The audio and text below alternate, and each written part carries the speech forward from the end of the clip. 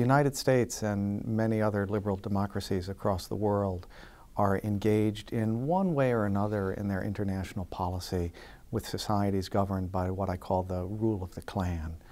And that's the title of the book.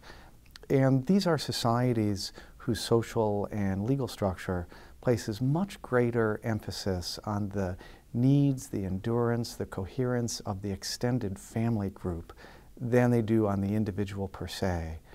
And so in some ways they're both in tension with liberal Enlightenment ideals, and as a practical matter, they foster political instability.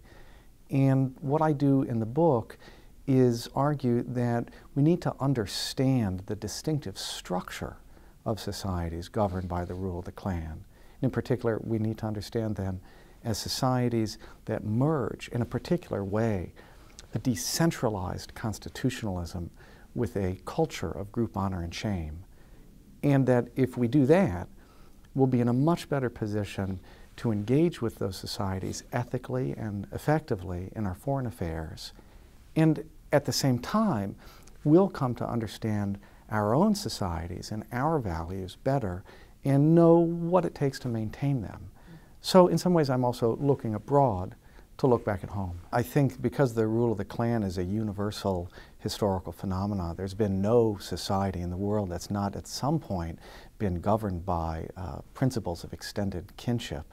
And indeed, the rule of the clan is in some sense a natural form of social organization. So even modern liberal democracies always feel a pull towards some kind of clan rule.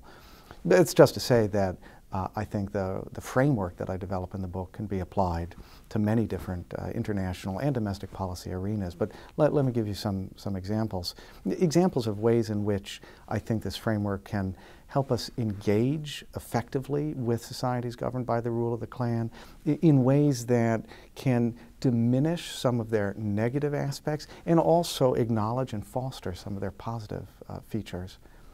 I think broadly, those policies fall into two broad camps: policies from below and policies from above.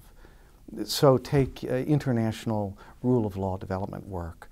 I think the framework that I develop counsels assisting really local communities in building up their justice capacities and ultimately linking them with central government institutions. So there's a focus in international development work, or I think there should be, on rule of law development at the local level.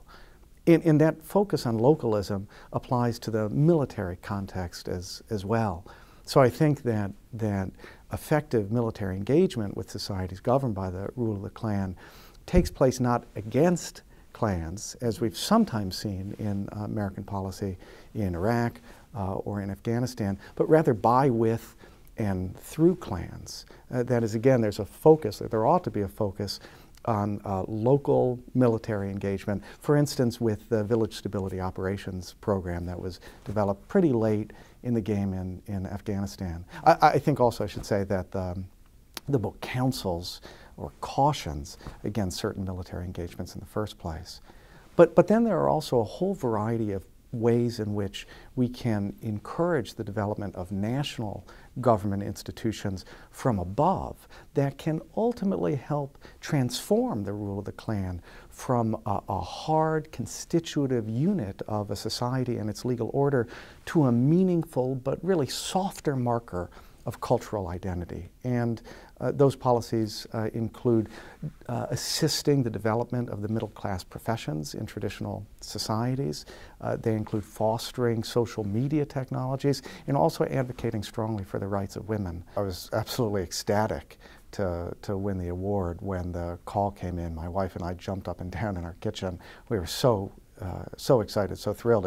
It's the greatest professional honor of my life, and I just can't believe to be associated with the other winners of the World Order Award. It's really humbling and really exciting.